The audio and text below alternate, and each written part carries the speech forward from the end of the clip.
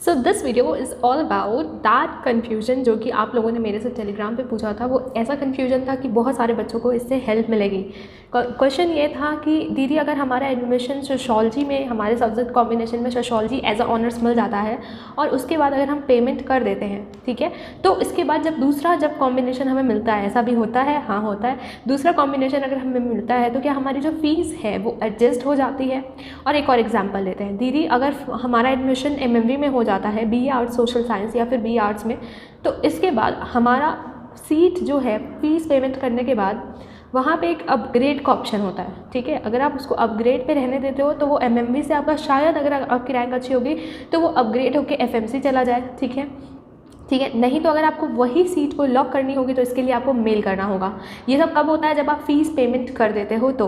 Fees payment करने के बाद आपको जो आपका कोर्स अलॉटेड है उससे रिलेटेड आपको सीट को या तो लॉक करना होता है या तो उसको अपग्रेड के लिए छोड़ देना होता है। फॉर एग्जाम्पल एक और लेते हैं,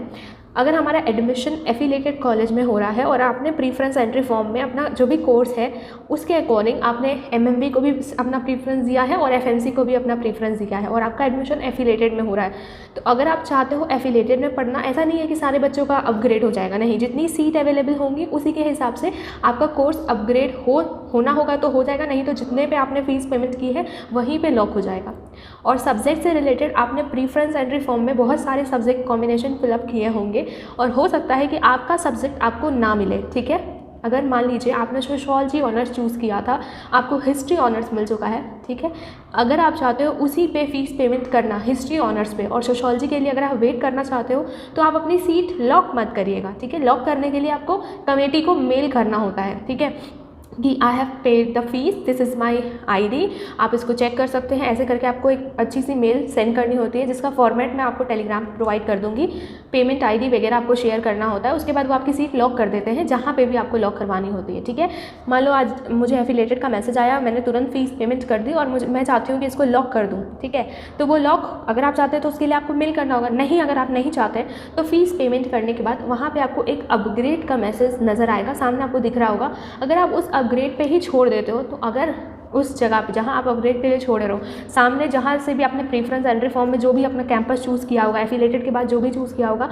अगर वहाँ पे सीट अवेलेबल होगी तो आपकी सीट अपग्रेड भी हो सकती है, नहीं तो जहाँ पे आपको अलॉट हुई है वहाँ पे लॉक हो जाएगी। आई गेस आपको ये चीज़ें थोड़ी सी समझ नहीं आ रही होंगी, लेकिन जब कोर्स एलोकेशन का मैसेज आता है तो आपको ये चीज़ समझ आ जाएगी। अब बात करते हैं, हमारा बीए आर्ट्स में भी हमने फॉर्म भरा था और बीए सोशल में भी फॉर्म भरा था, और इफ़ इन केस हमारा जो कोर्स एलोकेशन का मैसेज वो आर्ट्स का आ जाता है और सोशल का भी नहीं आया है, ठीक है, और आपका मन है सोशल में पढ़ने का और आर्ट्स में आपको फ़ीस पेमेंट का ऑप्शन आ चुका है, तो इसमें इस दुविधा में क्या करेंगे, आप आर्ट्स की फ़ीस पेमेंट कर दीजिएगा। और इफ़ इन केस आपको सोशल का भी मैसेज आ जाता है टू पे द फीस, क्योंकि बीएससी स्टूडेंट के साथ ऐसा हुआ था, मैं स्क्रीन पे आपको दिखा देती हूँ, तो आपका जो फीस होगा वो ट्रांसफ़र हो जाएगा, ट्रांसफ़र एडजस्ट हो जाता है यहाँ पे। और इफ़ इन केस एक और एग्जांपल लेते हैं, अगर आपको बनारस हिंदू यूनिवर्सिटी में एडमिशन नहीं लेना है क्योंकि आपको एफएमसी नहीं मिल रहा है, आप नहीं चाहते हो एफिलेटेड में पढ़ना, ऐसे भी बच्चे होते हैं, ठीक है,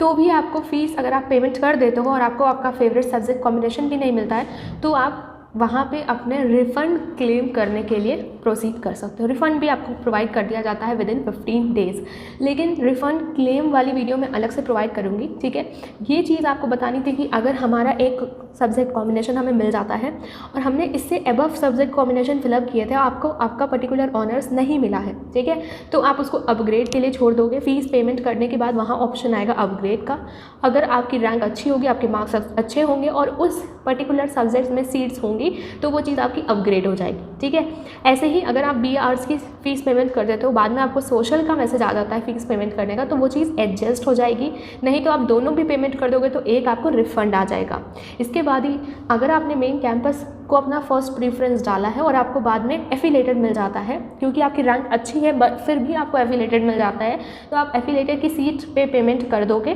ठीक है, और फिर पेमेंट करने के बाद आप उसको अपग्रेड के लिए छोड़ दोगे। अगर नहीं करना चाहते होगे तो फिर आपको ईमेल करना होगा कमेटी मेंबर्स को और उसको लॉक करवाना होगा by sharing your payment ID. I guess अब आपको चीज़ें क्लियर आउट हो गई होंगी, नहीं हुई होंगी तो कमेंट में बता देना, टेलीग्राम पे पूछ लेना और इस वीडियो को ज़्यादा से ज़्यादा शेयर करना। Stay safe, all the best for your counselling procedure, signing off.